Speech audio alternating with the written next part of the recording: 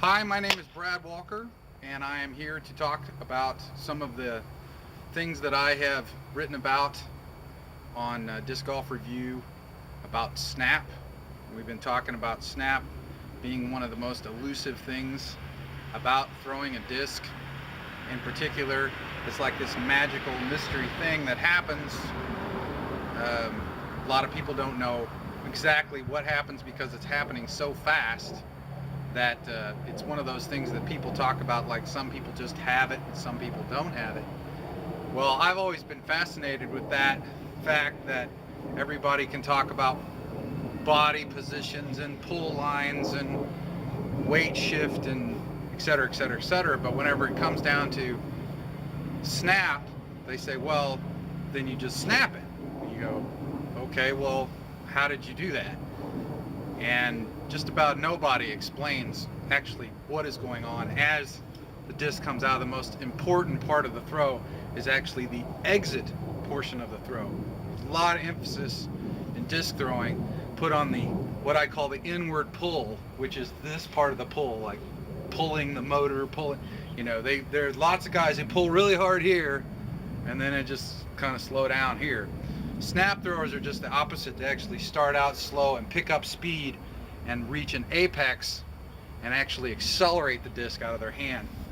There's a term that Johnny Miller coined in golf, which is called smash factor. Smash factor is club head speed. It's ball speed divided by club head speed. So basically, the guy who gets the most ball speed out of the least amount of club head speed has the highest smash factor. Well, guys who properly snap the disc using the momentum of the disc achieve a smash factor. They actually can accelerate the disc out of their hand, as opposed to most people who have tons of arm speed. Like Blake always says, we might see lots of guys with 70 miles an hour of club head or arm speed, and they'll have 55 miles an hour of disc speed or less, even 45 miles an hour, because really they're just slipping their hand and there's no leverage on the disc whatsoever. So I sought about to figure out exactly what is going on here with snap. What is it? And I've actually kind of come up with some methods. My methods kind of follow Timmy Gill's style. Timmy Gill's style is nearly all snap, all what I'll call thumb lock, disc pivot. Some of these terms I'll go over as we go. But he throws nearly with all snap. I mean, he basically has no reach back. He has no inward pull to speak of. He just kind of takes it and just snaps it. So one of the first aspects of snap is that there's a leverage point. The point of leverage is the thumb, the index finger create a lock, what's called the lock point. A lot of people look at the grip as being like a kung fu grip of G.I. Joe. All your fingers work as one unit and then you put your thumb on it. That's actually not the way I teach at all. I believe, and I've seen all the good players that I've seen, they actually kind of have a progressive lock. They lock their thumb and their index finger, and then the fingers progressively get lighter and lighter. Because that's due to the way that the disc is released. I'll talk about that in a second. So, what is snap? Okay, snap is a lot of people have talked about the bounce of your wrist. Okay, you're trying to create bounce. Okay, this is bounce. I'm not actually trying to open my wrist. I'm just trying not to move it. So if I pull as hard as I can and let go, it bounces. In a good snap, we're trying to create the angles and the momentum that use that combined with the momentum of the slinging of the disc to create this acceleration out of the hand. This is where my approach becomes kind of unique. If you look at almost everything that's done in every athletic motion, you'll see that the secret is to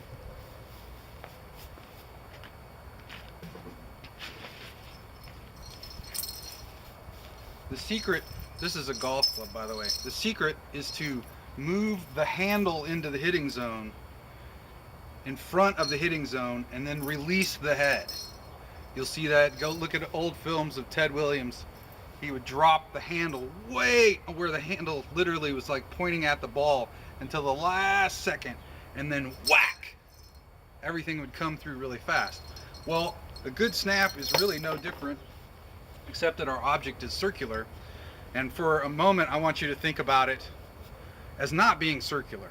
I like to talk about it as being more like you're throwing it's more like it's a hammer or a tomahawk. Like guys throw thumbers, they're actually throwing the disc. They throw a tomahawk or they throw a thumber. They're actually throwing the disc like you would throw an axe or you would throw a hammer.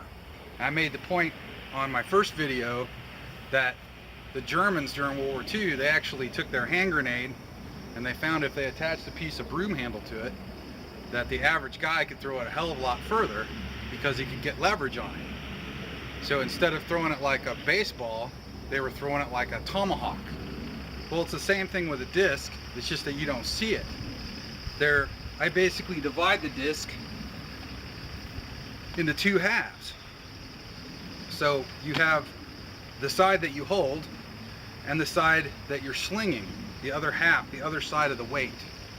This is the center of gravity going right through the center of the disc, and half of the weight is on this side of the disc. Half of the weight is on this side of the disc. So this is the handle side, and this is the head side, right? So picture this, that this is like a hammer. The weight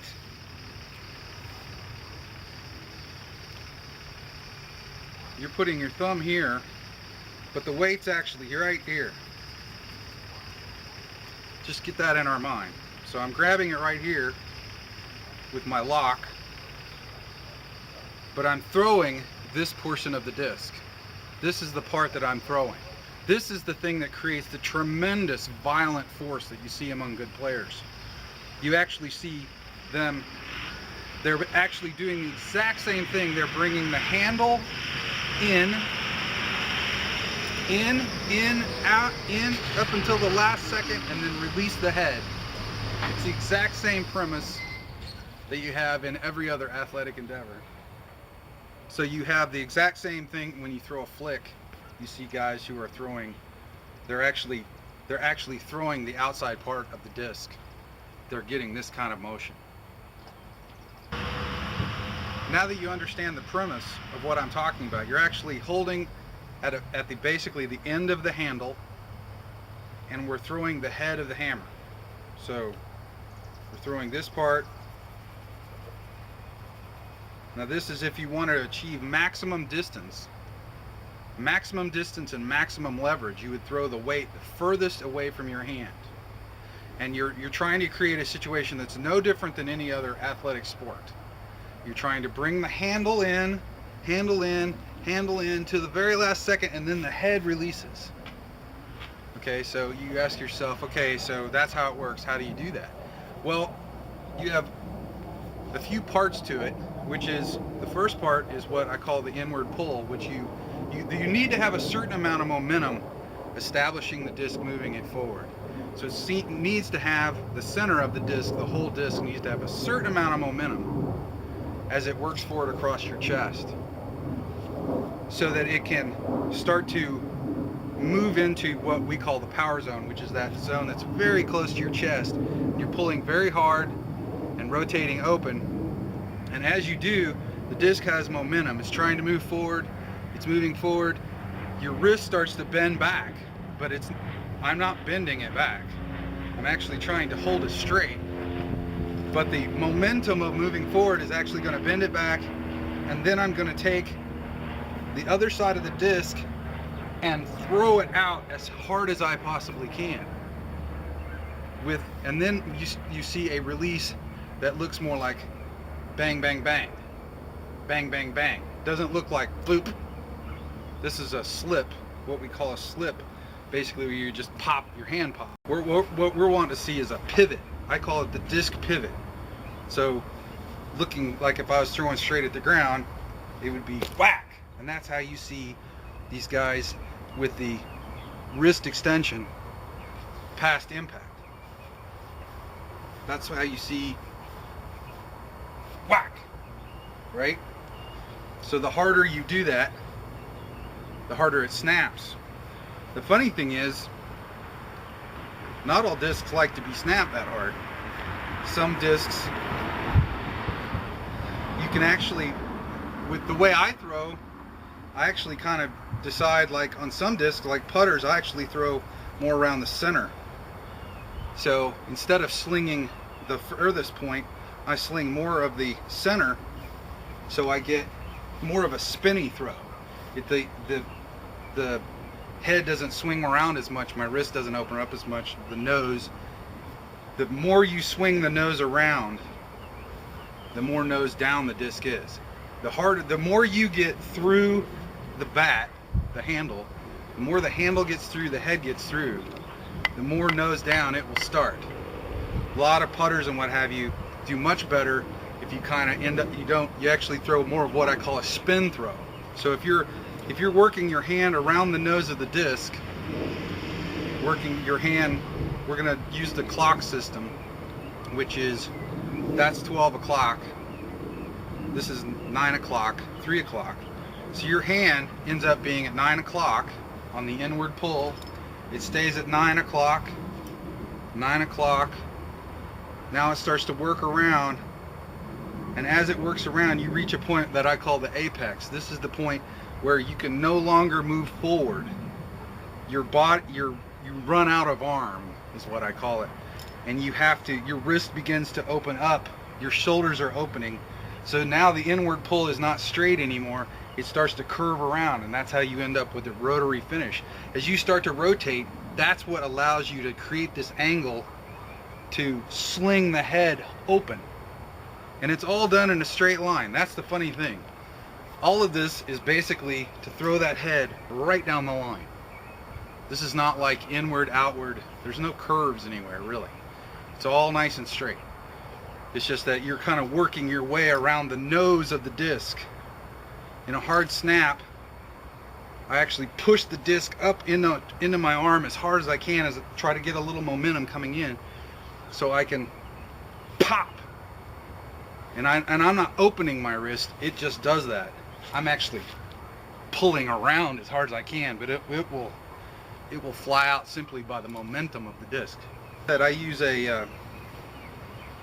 an index finger thumb lock for putters, mids, even up to a T-bird. And then once I move into my wide rim drivers, like I throw the Destroyer, I actually marry my two fingers together. I have my index finger and my middle finger. They're married together, and my thumb.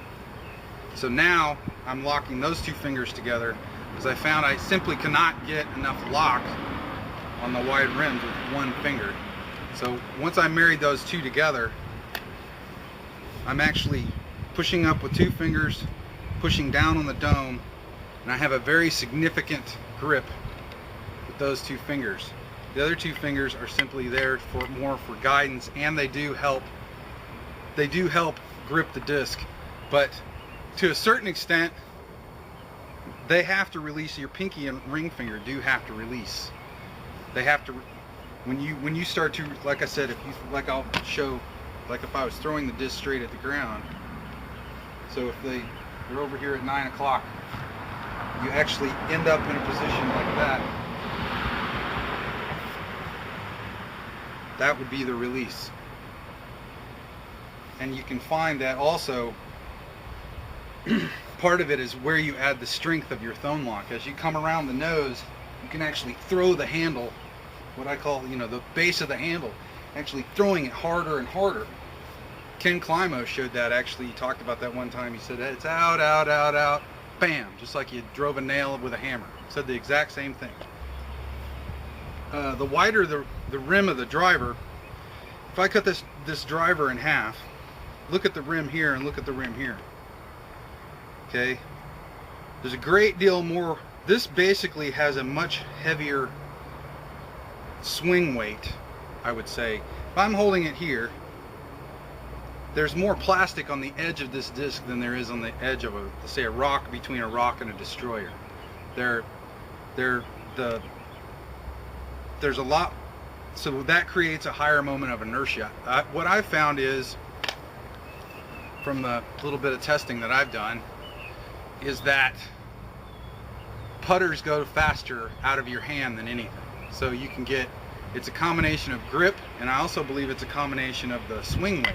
Literally, as the rims get wider and wider, basically the weight on the outside, the gyroscopicness of them, makes them harder to swing the head around.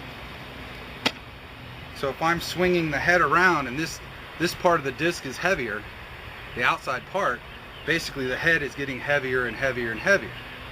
Okay, so if I'm relying on snap, predominantly snap throwing, and not just pure, God-given speed, which a lot of guys can do without a ton of snap. They can throw 350, 375, not have any snap, but they'll never throw 500 unless they learn how to snap. Actually, discs need to be moving in the other direction technology-wise. We need to lower the moment of inertia. We need to probably raise the diameter to get more leverage. So, and obviously teach people how to throw. That would help too. To demonstrate all the parts of the new vocabulary of the brief description that I've already written. We have with the inward pull, we have the power zone, the apex, and the outward pull. Okay, inward pull, power zone, apex, outward pull. The inward pull is actually just a setup ultimately for the snap. If you're talking in terms of snap, I mean, if you can throw with an inward pull of 90 miles an hour, God love you, but most people can't. The guys who throw with what seemingly is no effort, they don't have this rocket speed. They're actually just using the inward pull to set up for a tremendously powerful snap. And I think that there's a lot of evidence to be shown that that's how forehands are thrown, and certainly how overhand head shots are thrown. And this is how I throw. And I've gone to this method exclusively, and it is by far the easiest method I've ever tried.